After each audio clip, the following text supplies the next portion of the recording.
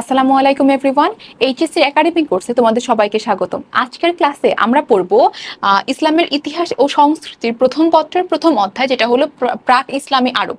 প্রাক ইসলামী আরবের কোন টপিকটা নিয়ে আজকে আমরা আলোচনা করব? সেটা হলো, এর আগে আমরা প্রাচীন আরব উপদ্বীপ সম্পর্কে পড়িয়েছি। আজকে আমরা জানবো প্রাচীন সভ্যতার একটি সভ্যতা, যেটা হলো খুবই গুরুত্বপূর্ণ, সেটা হলো মিশরীয় সভ্যতা। আজকে আমরা মিশরীয় সভ্যতার আদ্যপান্ত সবই জানবো, ভৌগোলিক ইতিহাস থেকে শুরু করে একদম পতন পর্যন্ত সবকিছু ডিটেলস আমরা জানবো। আচ্ছা, এখন দেখে নি যে এই টপিকটা আসলে কিসের জন্য ইম্পর্টেন্ট। তোমরা জানবে বা জেনে থাকবে বা নাও জানতে পারো যে এই টপিকটা কিন্তু পুরো সৃজনশীলের জন্য। এখান থেকে কিন্তু এই মিশরীয় সভ্যতা থেকে কিন্তু এটা পুরো সৃজনশীল আসতে পারে।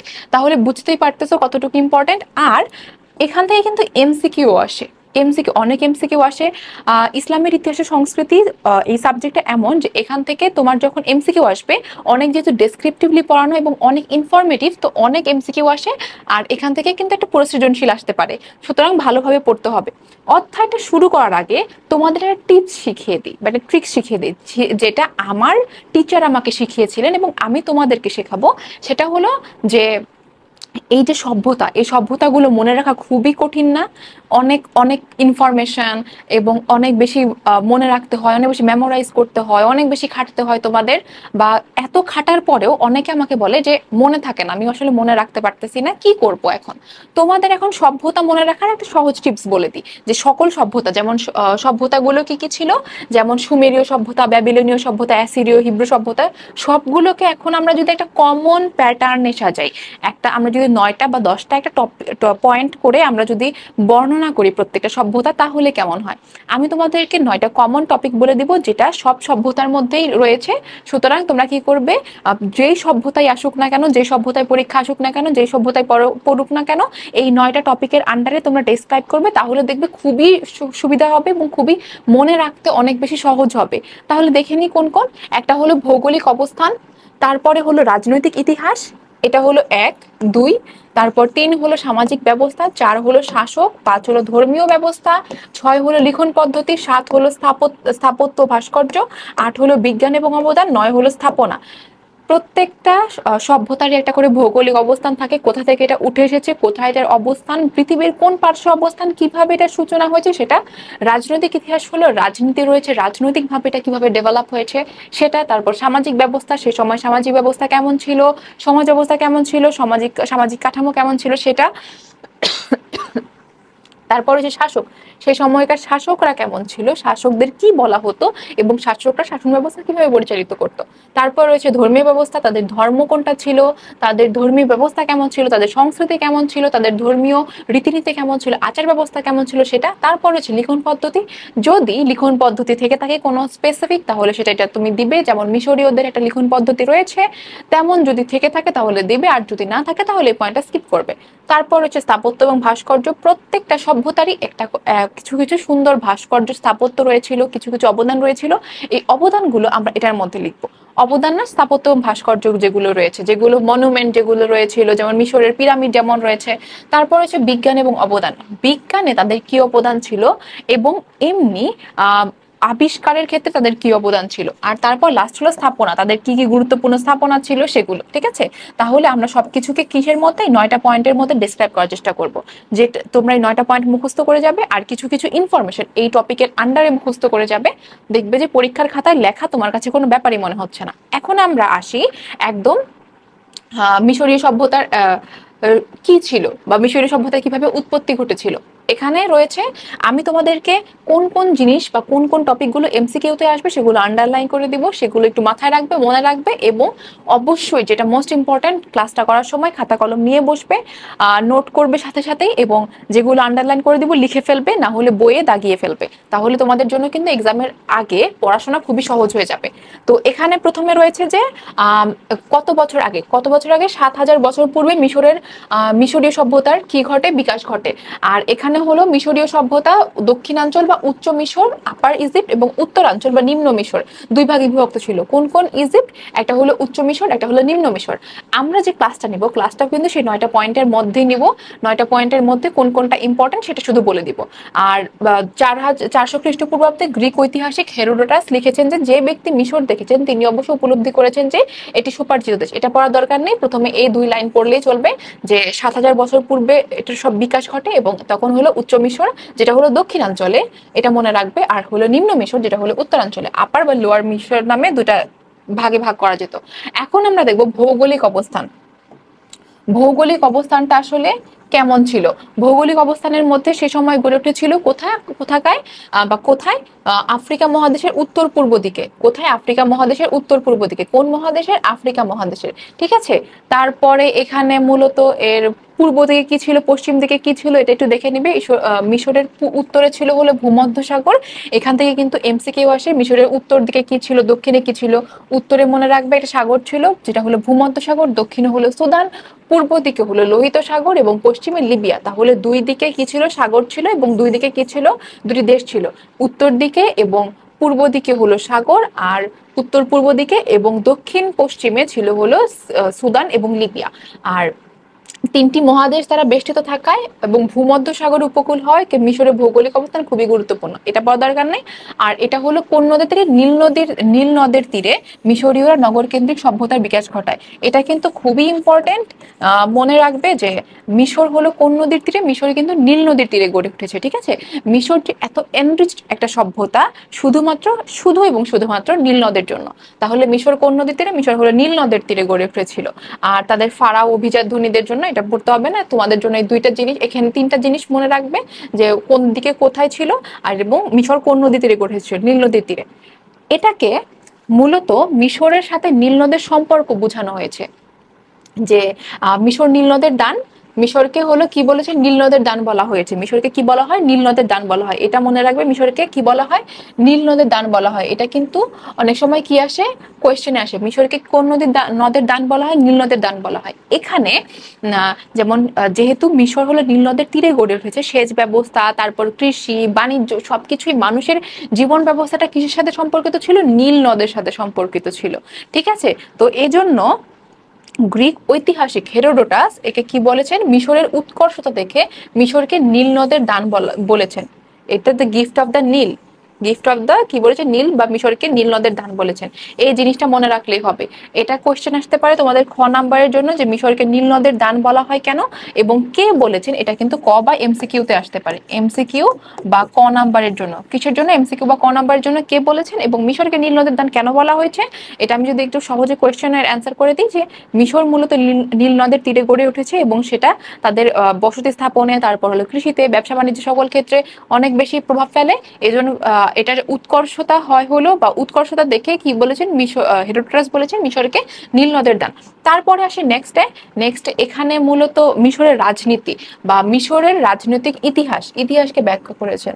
এটা আমরা বলেছিলাম যে রাজনৈতিক ইতিহাস দিয়েও আমরা ব্যাখ্যা করব। এটা হলো সেকেন্ড। তাহলে এটা কয় নাম্বার টপিক? সেকেন্ড টপিকে কি বলেছে?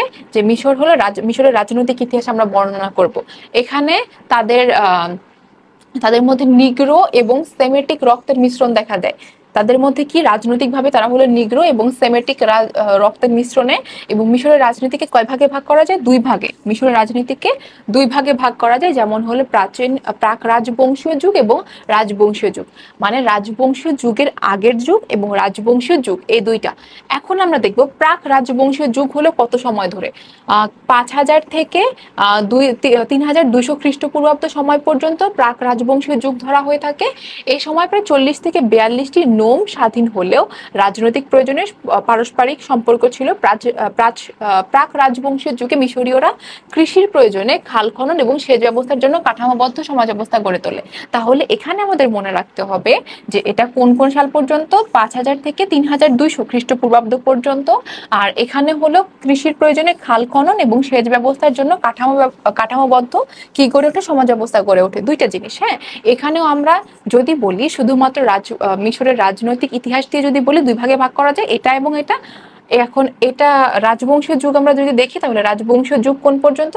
3200 খ্রিস্টপূর্বাব্দে মেনেস নামে একজন রাজা মিশরকে একত্রিত করে মেমফিসকে রাজধানী করে একটি রাষ্ট্র গড়ে তোলে। তাহলে তখনকার রাজধানী কি ছিল? রাজধানী ছিল হলো মেমফিস। এটা কিন্তু মনে রাখবে যে রাজধানী কোনটা ছিল? রাজধানী ছিল মেমফিস। মেমফিস কি ছিল? মিশরের রাজধানী। মেমফিস হলো মিশরের রাজধানী, ঠিক আছে। তারপরে ঐক্যবদ্ধ মিশর সাম্রাজ্য তো গড়ার প্রতিষ্ঠার জন্য মেনেসকে মিশরের রাজবংশের প্রথম প্রতিষ্ঠাতা বলা হয়। তাহলে মিশরের রাজবংশে, যেহেতু রাজবংশীয় যুগ আমরা পড়ছি, তাহলে রাজবংশের প্রথম প্রতিষ্ঠাতা কাকে বলা হয়? মেনেসকে। মেনেস হলো তাদের রাজা, প্রথম রাজা হলো মেনেস। মেমফিস হলো রাজধানী, আর তাদের গড়ে উঠেছে কত সালে? 3200 খ্রিস্টপূর্বাব্দে, ঠিক আছে।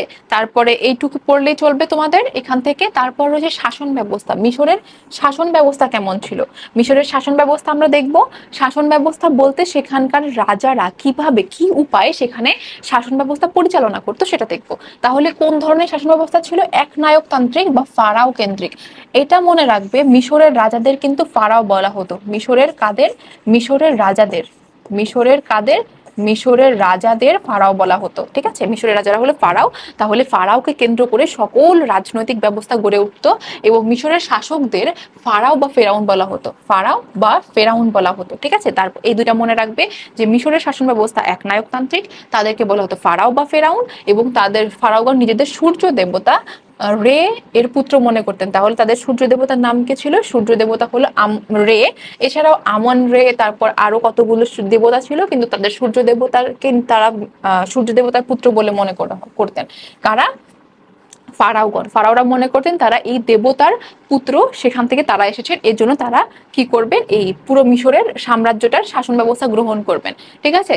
তারপরে এখানে তাদের প্রধানমন্ত্রী ফারাওয়ের পরে ছিলেন একজন প্রধানমন্ত্রী, তাকে বলা হতো ভিজিয়ার। ফারাওদের প্রধানমন্ত্রীকে কি বলা হতো? ভিজিয়ার বলা হতো। এছাড়াও কি ছিল? প্রধান স্থপতি, পরিদর্শক সহ 42 জন ভূস্বামী ছিলেন। কতজন ভূস্বামী? 42 জন ভূস্বামী ছিলেন, এটা।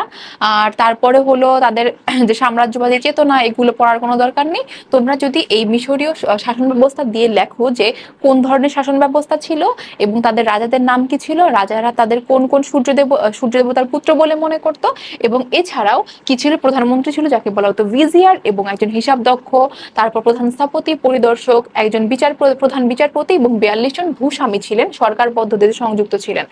এটা এইটুক বললেই হবে, এটার বাইরে তেমন কোনো আসবে না। এবং তারপরে হলো একটা যুগ আসে, সেই যুগে হলো প্রশাসনকে 50টা ইউনিটে ভাগ করা হয়, এটাও তেমন আসবে না, এইটুক পড়লেই তোমাদের চলবে, ঠিক আছে। তারপরে আমরা দেখি তারপরেরটা পয়েন্টটা কি ছিল। তারপরের পয়েন্টটা ছিল হলো মিশরের সামাজিক অবস্থা। এখন আমরা দেখব তাদের সামাজিক অবস্থা কেমন ছিল, সমাজ কাঠামো কেমন ছিল, তাদের সংস্কৃতি কেমন ছিল, সবকিছু আমরা এটার মধ্যে দেখব। হ্যাঁ, এখন দেখা যায় যে খ্রিস্টপূর্ব 4র্থ থেকে 3য় সহস্রাব্দে মিশরের অধিবাসীদের দুই ভাগে ভাগ করা হতো। কি ভাগে ভাগ করা হতো? শোষক শ্রেণী এবং শোষিত শ্রেণী। সমাজের শান্ত মানুষরা ছিল শোষক শ্রেণী, আর নির্দিষ্ট কোনো কাজ করতো না তারা দাস এবং কৃষকদের পরিশ্রমের ফসল ভোগ করতো, এবং দাস মালিকদের কাপড় চোপড় ছিল হালকা মিহি বস্ত্রে তৈরি, কোমর বন্ধে ঝুলতো তামার ছুরি, যার বাটে আবার সোনার নকশা করা থাকতো, হাতে তারা সোনার বালা পরতো এবং গলায় পরতো সোনার হার। এত ডিটেলসে লেখার প্রয়োজন নেই, তোমরা লিখবে যে এখানে দুইটা ভাগ ছিল, একটা শাসক এবং শোষক শ্রেণী। শাসক শ্রেণী হলো যারা শাসন করতো, এবং শোষক যারা শোষিত হতো। যারা শাসক তারা কি করতো? দাস এবং কৃষকদের পরিশ্রমের ফসল ভোগ করতো। এবং এমসিকিউ এর জন্য কিন্তু এটা আসতে পারে, তাদের কাপড়ের অবস্থা কেমন ছিল, এবং তাদের ছুরি কোন ইয়ের ছিল? তামার ছুরি, আর ছিল সোনার নকশা করা বাট, বা যেটা যে ছুরি রাখার যে খোলসটা ছিল, বা যে জায়গায় তারা ছুরি রাখতো, সেখানে কি করা হতো? সোনার নকশা করা হতো। এখানে সামাজিক শ্রেণী বিন্যাসের মধ্যে দাস মালিক, ওদের বৈশিষ্ট্য কি ছিল?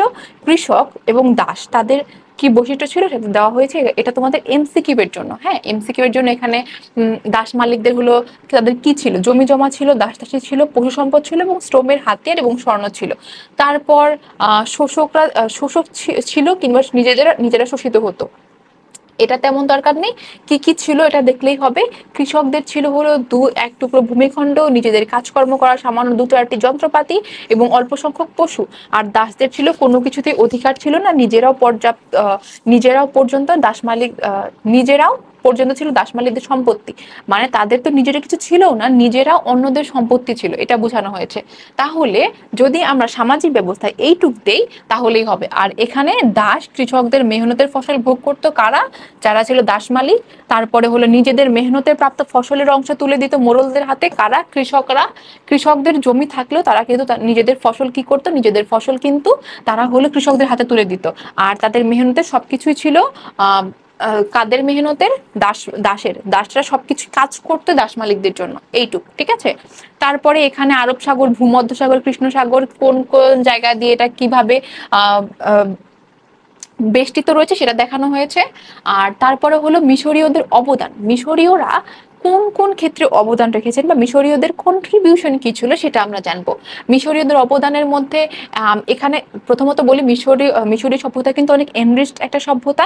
এনরিচড হওয়ার কারণ হলো এখানে স্থাপত্য, তারপর অবদান, তারপর আবিষ্কার সবকিছুই ছিল অনেক বেশি। তো এখানে ধর্ম, রাজনীতি, তারপর হলো অর্থনীতি সকল ক্ষেত্রে প্রভাব বিস্তার করে। এছাড়াও কোন কোন ক্ষেত্রে?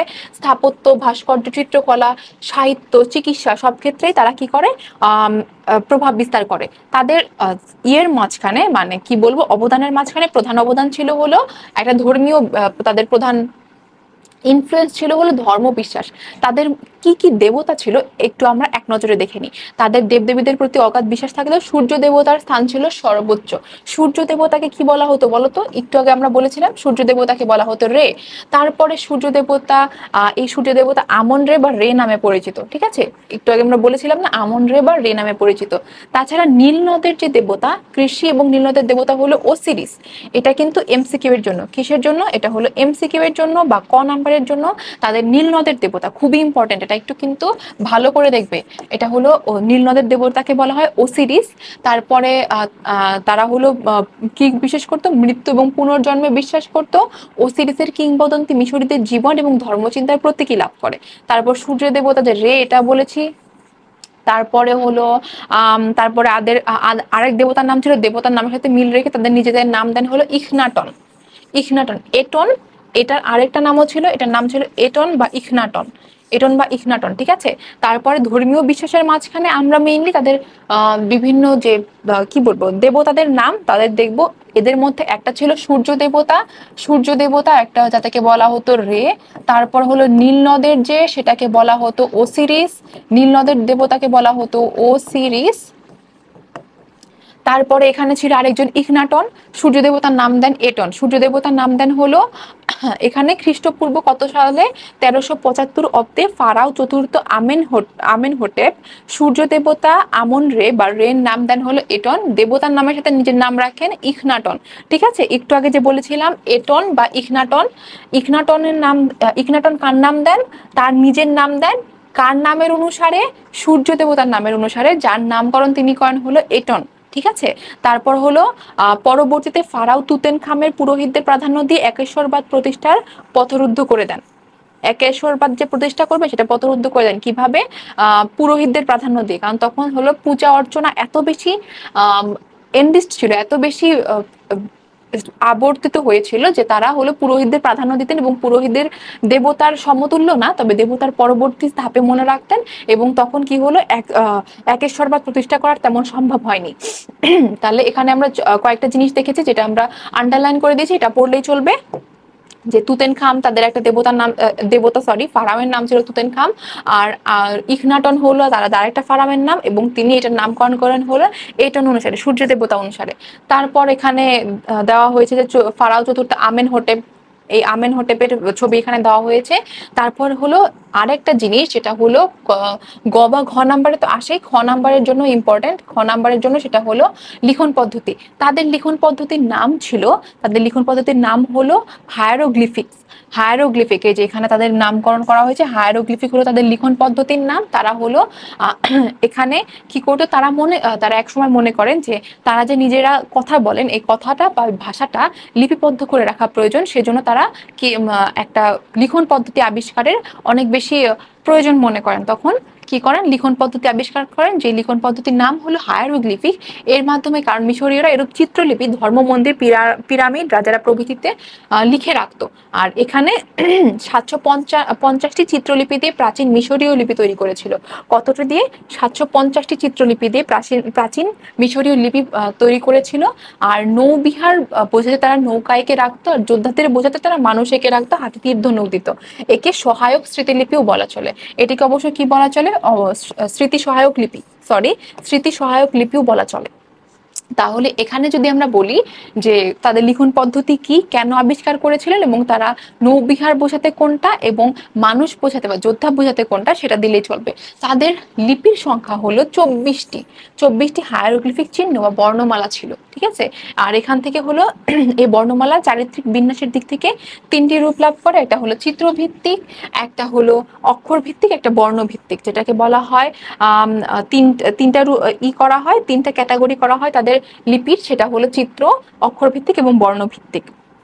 বর্ণগুলো কখনো ডান থেকে বাম দিকে, মানে ডান দিক থেকে বাম দিকে, আবার বাম থেকে ডান দিকে ব্যবহার করা হতো। আর বলা বাহুল্য যে টানা লেখার উপযোগী লিপি হিসেবে প্রথমে হায়ারেটিক এবং পরে ডেমোটিক। এটা আসলে পড়ার দরকার নেই, এখন তোমরা যে জিনিসটা পড়বে সেটা হলো তাদের লিখন পদ্ধতির নাম কি বলা হতো, কয়টা লিপি ছিল, আর লিপিগুলো আসলে কয় ভাগে ভাগ করা হতো। এই 3টা বললেই তোমাদের জন্য এনাফ। তারপর এখানে লিখন পদ্ধতির কিছু ডেমো দেওয়া হয়েছে যে কিভাবে কেমন লিখন পদ্ধতি ছিল। তারপরে হলো লেখার দ্রব্যাদি। এইটা কিন্তু তোমাদের এমসিকিউ এর জন্য ইম্পর্টেন্ট, বা ক নাম্বারের জন্য। তারা মূলত কি ব্যবহার করতো? পাথর, হাড়, দেয়াল, প্রাচীর, চামড়া, কাদামাটি ইত্যাদি ব্যবহার করতো। এছাড়াও নীল নদের পাশে একটা কি পাওয়া যেত, 2 থেকে 4 থেকে 5 মিটার উঁচু নলখাগড়া জাতীয় প্যাপিরাস গাছ পাওয়া যেত। সেই প্যাপিরাসের কাণ্ড পাতলা করে কেটে পাতার উপর দিয়ে আঠা আটকানো, পাতার উপর আঠা দিয়ে আটকানো এবং পরে রোদে শুকিয়ে স্ক্রল তৈরি করা হতো। এটাই তাদের আসলে কলম হিসেবে ব্যবহার করা হতো, তাই না? এটা হলো যে প্যাপিরাস গাছটা তোমাদের বোঝার সুবিধাটা দেওয়া হয়েছে যে কেমন। তোমরা অনেকে ইমাজিন করো হয়তো যে পড়ার সময় যে কেমন হতে পারতো, তোমাদের সুবিধার্থে দেওয়া। এটার মূলত নলখাগড়া জাতীয় গাছ, যেটা হলো নীল নদের তীরে পাওয়া যেত। এই নলখাগড়া জাতীয় গাছকে বলা হতো প্যাপিরাস। এই প্যাপিরাস দিয়ে তারা কলম তৈরি করতো। এটা কিন্তু তোমাদের এমসিকিউ এর জন্য আসে যে নাম কি ছিল? প্যাপিরাস। প্যাপিরাস কি? প্যাপিরাস হলো এক ধরনের নলখাগড়া জাতীয় গাছ, ঠিক আছে। তারপর হলো তাদের সাহিত্য। তাদের কিন্তু সাহিত্য অনেক বেশি এনরিচ। তাদের সাহিত্যগুলোর মধ্যে, নিদর্শনগুলোর মধ্যে রয়েছে মেমফাইট ড্রামা রয়েছে। তারপর হলো টেল অফ টু ব্রাদার্স। তারপর হলো মৃতদের পুস্তক, আতেনের হিম। তারপর হলো মৃতদের পুস্তকে মৃত ব্যক্তির পরকালের করণীয় যাবতীয় আচার অনুষ্ঠান বর্ণনা করা হতো। এছাড়াও তারা বিভিন্ন রূপকথা, উপাখ্যান, গ্রামীণ ছড়া, যুদ্ধের বীরত্বগাথা কাহিনী, প্রেমের কাহিনী, সাধারণ লোকের জীবনযাত্রা ইত্যাদি গদ্য, পদ্য, নাটক সাহিত্য রচনা করত, ঠিক আছে। তাহলে তাদের কয়েকটা আমরা এখানে যখন বর্ণনা করব তখন কয়েকটা সাহিত্যের নাম বলবো। সেটা হলো Memphite drama, tale of two brothers, মৃতদের পুস্তক, আতেনের হিম, আর এটা এছাড়াও তাদের গ্রামীণ ছড়া, রূপকথা ইত্যাদি ছিল, যে এটাও বলে দিব। তারপর হলো মিশরীয়দের বিজ্ঞান। তাদের বিজ্ঞান আসলে কেমন কাজ ছিল? তাদের বিজ্ঞানে অনেক অবদান ছিল, এটা বলা হয়েছে প্রথমে। তারপর প্যাপিরাসের কাগজ ছিল একটা, কাঁচ, ধাতুর তৈজসপত্র, সেচ ব্যবস্থা, এইটা। তারপর এছাড়াও গণিত শাস্ত্র, জ্যোতির্বিদ্যা, চিকিৎসা বিজ্ঞানের ব্যাপক প্রসার ছিল। আর জ্যোতির্বিদ্যা তারা কিভাবে কাজ করতো? তারা যে নীল নদের তীরে বসবাস করতো, নীল নদের তীরে বসবাস করার সময় কি হতো? প্রতি বছর বন্যা হতো না? তারা তারকারাজির অবস্থান অনুসারে বন্যার মানে আশঙ্কা করতো, এবং সেই অনুযায়ী তারা জ্যোতির্বিদ্যার উদ্ভব করে, ঠিক আছে। তারা আসলে প্রথম দিকে বুঝতে পারতো না যে কখন বন্যা হবে, কখন জলোচ্ছ্বাস হবে, এছাড়া বুঝতে পারতো না। তখন কি করে? তারা হলো তারার অবস্থান পরিমাপ করে, তারার অবস্থান অনুসারে তারা এক্সপেক্ট করতো যে কখন বন্যা হবে, কখন ঝড় হবে, কখন বৃষ্টিপাত হবে। এই হিসেবে তারা কি করে? জ্যোতির্বিদ্যার উদ্ভব করে। এছাড়াও কৃষি এবং ধর্মীয় পবিত্র দিন বের করার জন্য চন্দ্রপঞ্জিকা হলো মানে চাঁদ দেখে সেই অনুযায়ী ক্যালেন্ডার বানানো। তারপর তাদের মাস ছিল 29.5 দিনে এবং বছর ছিল 12 মাসে, এবং দিনের সংখ্যা ছিল হলো, এই বছর দিনের সংখ্যা হলো 354টি, ঠিক আছে। বছরের বাকি 13 দিনে সময় সময় বিভিন্ন মাসের সাথে যুক্ত থাকতো।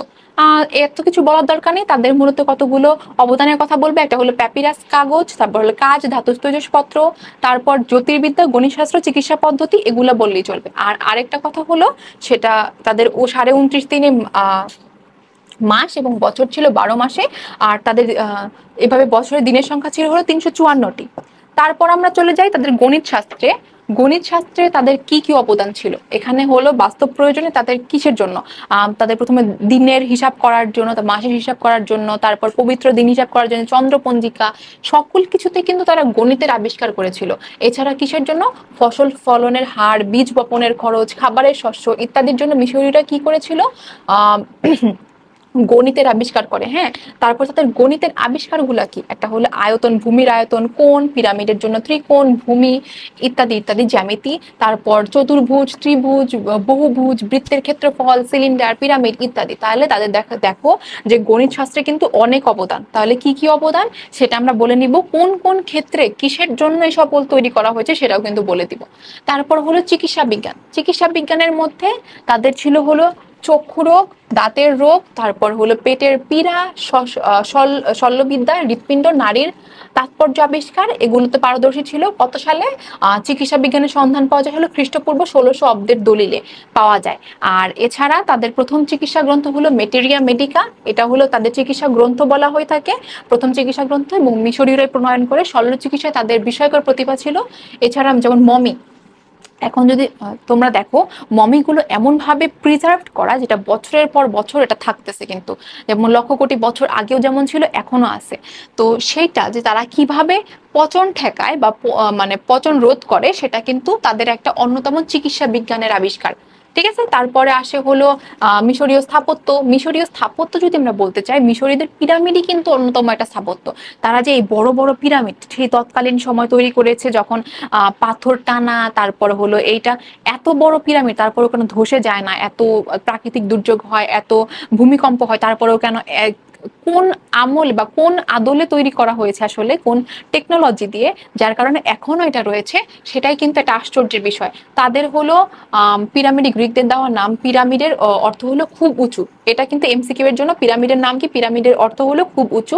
এই পর্যন্ত কতটি পিরামিড, 80টি পিরামিড এবং 70টি কালের সাক্ষী হয়ে টিকে আছে। ফারাও, খুফু, চেপরেন, তারপরে মেনকা, কাউরার, তুতেনখাম ইত্যাদি পিরামিড গুলো কিন্তু অনেক। আর ফারাও খুফু হলো, ফারাও খুফু কি হয়, জীবিত অবস্থায় কায়রো শহরে দক্ষিণ পশ্চিমে নীল নদের মরুময় গিজে অঞ্চলে নির্মাণ কাজ শুরু করে, পাথরের উপর পাথর বসিয়ে ইত্যাদি ইত্যাদি। আর এখান থেকে পড়বে যে প্রায় 23 লাখ খণ্ড পাথর লেগেছিল কোন ইয়েতে, এই বড় পিরামিডটি তৈরি করতে। আর এখান থেকে পিরামিডের এখানে বলা হয়েছে যে কিসের জন্য, যে খাড়াভাবে নেমে যাওয়ায় পিরামিডের 65 ফুট উঁচু নিচ থেকে ছোট ছোট ঘর এবং টানা বারান্দা করা হয়, এবং দাসদাসীদের রাখার জন্য ছোট কামরাগুলো রাখা হয়েছিল। বারান্দার শেষ সীমানায় ছিল রানীর কুঠুরি। এত কিছু পড়ার দরকার নেই, তোমরা মিশরীয় স্থাপত্য বলতে বুঝবে, এগুলো আসলে এমসিকিউ এর জন্য। আর যদি তোমাদের ডেসক্রিপটিভলি বলতে হয় তাহলে তোমরা কয়েকটা পিরামিডের নাম বলে দিবে। আর এই পর্যন্ত 80টি পিরামিড, তারপর 70টি পিরামিড কালের সাক্ষী হয়ে রয়েছেন, আবার কোন কোন পিরামিড গুলো রয়েছে এগুলোও বলতে পারো। তারপরে এখানে যে পিরামিডটার কথা বলা হয়েছে সেটা উচ্চতা কত ফুট ছিল, তারপর পিরামিডের প্রবেশদ্বারের কত ফুট ছিল, 49 ফুট, এখানে 481 ফুট, 481 ফুট, তারপর 49 ফুট। এগুলো আসলে কিসের জন্য মনে রাখতে পারো, এমসিকিউ এর জন্য। ঠিক আছে, তারপরে আমরা দেখবো যে প্রাচীন মিশরীয়, আচ্ছা, প্রভাতে সূর্যের আলো প্রথম পিরামিডের গায়ে পড়ার জন্য খুফুর পিরামিডটি উঁচু করা হয়েছিল, কারণ সূর্য ছিল মিশরীয়দের প্রধান দেবতা। পিরামিডটি তৈরি করতে প্রায় 1 লাখ লোকের 20,000 বছর লেগেছিল। এটা হলো প্রাচীন মিশরের সর্বোচ্চ বা সবচেয়ে উঁচু পিরামিডের নাম হলো খুফুর পিরামিড। খুফুর পিরামিডটি তৈরি করতে কত বছর লেগেছিল, 1,20,20 বছর। 1 লাখ লোকের 20 বছর লেগেছিল। আর এটা যে আমরা বলছিলাম এতক্ষণ, এটা কিন্তু খুফুর পিরামিডের বর্ণনা দিয়েছি। ঠিক আছে, তারপর হলো মিশরীয় ভাস্কর্যের মধ্যে প্রথমত পিরামিড এবং মন্দিরের প্রবেশপথ অলঙ্করণ এবং ভেতরের দেয়ালে খোদাই এবং অন্যান্য রঙের ব্যবহার, বসা বা দাঁড়ানো ভঙ্গিতে ফারাওদের ভাস্কর্য তৈরি করা হয়েছিল। আর তারপরে হলো বহুখণ্ড পাথরের গায়ে ফুটিয়ে তোলা হয় ভাস্কর্য, স্ফিংস। আর বিরাটত্ব ও সৌকর্যের দিক থেকে ছিল এটা বিখ্যাত ভাস্কর্য। ফারাও খুফুকে স্ফিংসের কল্পনা করে অভিজাত এবং শক্তির মূর্ত প্রতীক হিসেবে নির্মাণ করা হয়েছিল। এত কিছু আসলে বলা লাগবে না। প্রাচীন মিশরীয় ভাস্কর্য বলতে মূলত মন্দিরে, তারপর পিরামিডে যাতে তাদের শিল্পকার্য ফুটিয়ে তোলা হয় সেটাকেই বোঝানো হয়। এইটুক বললেই চলবে। এখান থেকে তেমন যে স্ফিংস ছাড়া তেমন কোনো এমসিকিউ আসার চান্সেস নাই। তারপর হচ্ছে চিত্রকল্প। চিত্রকল্প এখানে বলা হয়েছে যে তাদের পিরামিড এবং মন্দির সমূহের দেয়ালে অলঙ্করণ করতে গিয়ে মিশরীয় চিত্রশিল্পের প্রথম বিকাশ ঘটে। এখন ভাস্কর্য তো তৈরি করলো, ভাস্কর্য তো মুছাতে হবে তাই না, সাজাতে হবে, সাজাতে সাজাতেই তারা মূলত চিত্রকল্পের উদ্ভাবন ঘটে এখানে। তারপর অলংকারে তারপর শুরু করে, তারা প্রথমে শুরু করে হলো পিরামিড দিয়ে, তারপর দেখা যায় অলংকার, তারপরে মূর্তি তৈরিতে, পরে ভাস্কর্য, তারপরে এগুলোতে শুরু হয়েছিল। সর্বোৎকৃষ্ট শিল্পকলার সূত্রপাত ঘটে ফারাও ইখনাটন এবং তার পরবর্তী সময়। তাহলে কার সময়, এটা কিন্তু ইম্পর্টেন্ট। মূলত চিত্রকলার সূত্রপাত ঘটে হলো ফারাও ইখনাটনের সময়। কার সময়? ফারাও ইখনাটনের সময়ে। এ সময় মনের মাধুরী মিশিয়ে কি কি ই করতো, চিত্রকল্প করতো কোন কোন বিষয়ে? কৃষক, কর্ষণরত কৃষকের বিষয়ে, তারপর ফসল বোনা বিষয়ে, ফসল মারাই করা, তারপর তাঁত বা বয়নরত তাঁতি ইত্যাদি ইত্যাদি সবকিছু নিয়ে তারা কি করে, এইটার চিত্রকল্প শুরু করে। এইটুক। তারপর হলো সভ্যতার পতন। আসলে পতন কোত্থেকে হয়? যে রাজবংশের, মিশরীয় রাজবংশের 20তম রাজবংশের শেষ সম্রাট ছিলেন যে রামসেম, তার সময় গৃহযুদ্ধ হয়। একটা জিনিস মনে রাখবে যে প্রত্যেকটা শাসনের পতন বা প্রত্যেকটা প্রাচীন সভ্যতার পতন মূলত গৃহযুদ্ধের মাধ্যমে হয়। তারপরে বা বা আস্তে আস্তে হয় কি, যে কোনো প্রাকৃতিক দুর্যোগের ফলে একটা সভ্যতার পতন হয়ে যায়, এরকম। এখানে টলেমি রাজবংশ দীর্ঘদিন মিশর শাসন করে। তারপর তার সময় বিখ্যাত এবং জগৎ বিখ্যাত রানী ছিলেন ক্লিওপেট্রা। এটা হলো এমসিকিউ এর জন্য ইম্পর্টেন্ট তোমাদের। টলেমি রাজবংশের বিখ্যাত রানী ছিলেন ক্লিওপেট্রা। তোমরা হয়তো অনেকেই নাম শুনেছো বা দেখেছো, ক্লিওপেট্রা নিয়ে অনেক সিরিজ রয়েছে, মুভি রয়েছে, এগুলো তোমরা দেখবে।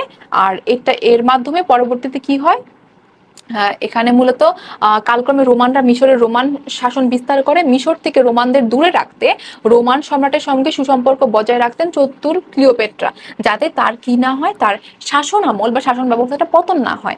মিশরীয় রীতি অনুযায়ী তারা বিয়ে হয়েছিল নিজের ভাই টলেমির সাথে, এবং এর কয়েক বছর পর জুলিয়াস সিজার বিজয় পম্পেই বিজয়ের মাধ্যমে মিশরে আসেন এবং তিনি প্রেমে পড়েন ক্লিওপেট্রার। জুলিয়াস সিজারের শক্তিশালী সৈন্যবাহিনীর সমর্থনে টলেমি রাজচ্যুত হন, পরবর্তীতে তাকে হত্যা করা হয়, আর এভাবে মিশরীয় সাম্রাজ্যের পতন ঘটে। তার মানে এই যে এর যে রোমান সাম্রাজ্য, এর মাধ্যমে যে তারা জুলিয়াস সিজার আসার পরে টলেমি রাজচ্যুত হয়, তারপরে এটা কি হয়ে যায়, এটা হলো মিশরীয় সাম্রাজ্যের পতন হয়। ঠিক আছে, এটা ছিল মেইন কাহিনী তোমাদের পুরো মিশরীয় সভ্যতা নিয়ে। এখন আমরা দেখবো যে এখান থেকে কি কি কোশ্চেন আসতে পারে। তোমাদের জন্য কিছু ডেমো দেখাই। আর ডেমোর মধ্যে একটা হলো মিশরীয় সম্রাট বা রাজাদের কি বলা হয়? এটা কি ফারাও, ইখনাটন, সম্রাট না বাদশা, কোনটা? খুবই সোজা, এটা একদম পানির মতো সোজা, সেটা হলো ফারাও বলা হয়। আমি একটু আগেও বলেছি মিশরীয় রাজাদের বা মিশরীয় সম্রাটদের কি বলা হয়? ফারাও বলা হয়। প্রাচীন মিশরের টলেমির রাজবংশের বিখ্যাত রানীকে মাত্র পড়ানো হয়েছে, তোমরা নিশ্চয়ই এটা তোমাদের মাথায় আছে, সেটা হলো কোনটা?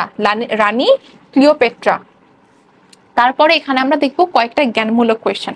ফারাও কোন রাজাদের উপাধি ছিল? ফারাও ছিল মিশরীয় রাজাদের। তারপর মিশরীয় লিখন পদ্ধতির নাম কি? লিখন পদ্ধতির নাম হলো হায়ারোগ্লিফিক্স। এতক্ষণ আমরা এটাই পড়েছি,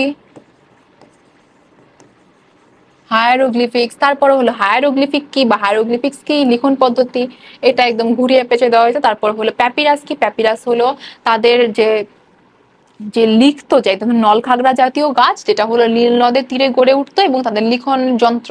প্যাপিরাস হলো এক ধরনের গাছ বা তাদের লিখন যন্ত্র, তাদের কলম যেটাকে বলা হতো। মেমফিস কি? মেমফিস মনে আছে? মেমফিস তারপর কোনটা ছিল? মেমফিস ছিল কিন্তু প্রাচীন মিশরের রাজধানী ছিল। পিরামিড কি? পিরামিড কি? পিরামিড হলো যে প্রাচীন মিশরের রাজারা বা ফারাওরা যে তাদের সংস্কৃতিকে ধরে রাখার জন্য যে যে ভাস্কর্য তৈরি করেছেন, সেটা হলো পিরামিড। এটা হলো পিরামিডের তোমরা সংজ্ঞা দিতে পারো, এর থেকে ভালো সংজ্ঞা তোমরা দিতে পারো। পিরামিড কি আসলে এটা বুঝলেই হবে। আর এটা হলো প্রাচীন মিশরের সবচেয়ে বড় পিরামিড কি? বড় পিরামিড কোনটা? যেটা আমরা এতক্ষণ ধরে বর্ণনা করলাম, যে একটা ফারাওয়ের আমলে, তারপর হলো 451 ফুট নাকি কত ফুট উঁচু ছিল, তারপর দাসদাসীদের রাখার ব্যবস্থা ছিল, কোনটা ছিল যেটা আমরা এতক্ষণ ধরে পড়লাম? সেটা হলো ফারাও খুফুর পিরামিড। কোনটা? খুফুর পিরামিড। ফারাও কার পিরামিড? খুফুর পিরামিডকে আমরা বলেছি। ঠিক আছে, তারপর এখানে আছে জ্ঞান অনুধাবনমূলক কোয়েশ্চেন। অনুধাবনমূলক কোয়েশ্চেনের মধ্যে রয়েছে হায়ারোগ্লিফিক্স কি ব্যাখ্যা করো বা মিশরীয় লিখন পদ্ধতি ব্যাখ্যা করো। তাহলে আমরা যেহেতু 2 ধাপে কোয়েশ্চেনের আনসার করব, তাহলে বলবো যে প্রাচীন মিশরীয়দের লিখন পদ্ধতিকে বলা হতো হায়ারোগ্লিফিক্স। হায়ারোগ্লিফিক্স কি? লিখন পদ্ধতি যেখানে তাদের 24টা অক্ষর ছিল, তারপর 3টা ভাগে ভাগ করা হতো, চিত্র, অক্ষর ভিত্তিক, হ্যান ত্যান, এগুলো ওটা বলবা। আর প্যাপিরাস কি? প্যাপিরাস হলো নলখাগড়া জাতীয় গাছ বা বলতে পারো যে প্রাচীন মিশরীয়দের লিখন যন্ত্র, সেটা হলো প্যাপিরাস। তারপরে ধাপে দিতে পারো প্যাপিরাস হলো নলখাগড়া জাতীয় গাছ, যেটা হলো নীল নদের 2 তীরে অনেক অনেক জন্মাতো। তারপর একটা সৃজনশীল দেওয়া রয়েছে তোমাদের ডেমো দেখানোর জন্য, যেখান থেকে কেমন সৃজনশীল আসে। এখানে একটা আসলে হোয়াংহো নদীর তীরে প্রাচীন চীনা সভ্যতার বিকাশ ঘটেছিল। হোয়াংহোকে চীনের দুঃখ বলা হলেও এই নদী অধিবাসীদের জীবনে ভূমিকা রাখে। আর তারপর আবিষ্কৃত আহ সরি, এটা ভুল হয়েছে, প্রত্নতাত্ত্বিক নিদর্শনে তাদের ধর্ম বিশ্বাসের ইঙ্গিত পাওয়া যায়। সেখানে একজন সম্রাটের কফিন পাথরের দেয়াল ছাড়া কি হয়, সুরক্ষিত করা আছে কফিনের চারদিকে পাথর নির্মিত, ইত্যাদি ইত্যাদি। প্যাপিরাসকে এটা আমরা বলেছি মিশরীয়দের চিত্রলিখন পদ্ধতি সম্পর্কে তোমরা বলবে। তারপর হোয়াংহো নদীর ভূমিকায় কি নীল নদের মিশরী ভূমিকা সভ্যতায় ভূমিকা রেখেছিল। দেখো এখানে যেমন চীনের দুঃখ বলা হয় হোয়াংহোকে, তেমনি কিন্তু নীলনদকেও, যেমন মিশরকে নীলনদের দান বলা হতো, তেমন দুঃখও বলা হতো। কেন বলা হতো? কারণ প্রতি বছর এই যে বন্যা হতো, দুর্যোগ হতো, এটাতে অনেক ক্ষয়ক্ষতি হতো। সেটা ঠিক তেমন ভাবে এটা কিন্তু দানও বলা হতো, মিশরকে নীলনদের দান বলা হতো, কারণ নীলনদ তাদের সভ্যতা, সংস্কৃতি, কৃষি, ব্যবসাতে অনেক বেশি উন্নতি করেছিল, অনেক বেশি অবদান রেখেছিল। তারপর এখানে বলা হয়েছে উদ্দীপকের আলোকে মিশরের ফারাও সম্রাটদের সমাধি সংরক্ষণে বিবরণ দাও। মূলত কিভাবে ফারাওদের সমাধি সংরক্ষণ করা হতো, কিসের মাধ্যমে বলতো? পিরামিডের মাধ্যমে। সুতরাং এটা পিরামিডের বর্ণনা দিতে বলা হয়েছে। ঠিক আছে, এখানে পিরামিডের বর্ণনা দেবে, কয়েকটা পিরামিডের এক্সাম্পল দেবে, তারপর পিরামিড কোন কারণে তৈরি করা হতো, পিরামিড আসলে কিসে ব্যবহার করা হতো, পিরামিড আসলে কিভাবে তাদের সংস্কৃতি ধারণ করা করতো, এটাই তোমরা বর্ণনা করবে। ঠিক আছে, তাহলে এই ছিল আজকের ওভারঅল টপিক মিশরীয় সভ্যতার উপর, তাহলে মিশরীয় প্রাচীন সভ্যতার উপর। তাহলে আশা করি তোমরা বুঝতে পেরেছো, ক্লাসটি তোমার কাছে ক্লিয়ার। কোনো সমস্যা থাকলে তোমরা জানাবে। দেখা হচ্ছে তোমাদের সাথে পরবর্তী ক্লাসে, পরবর্তী ভিডিওতে। সেই পর্যন্ত ভালো থেকো। আসসালামু আলাইকুম।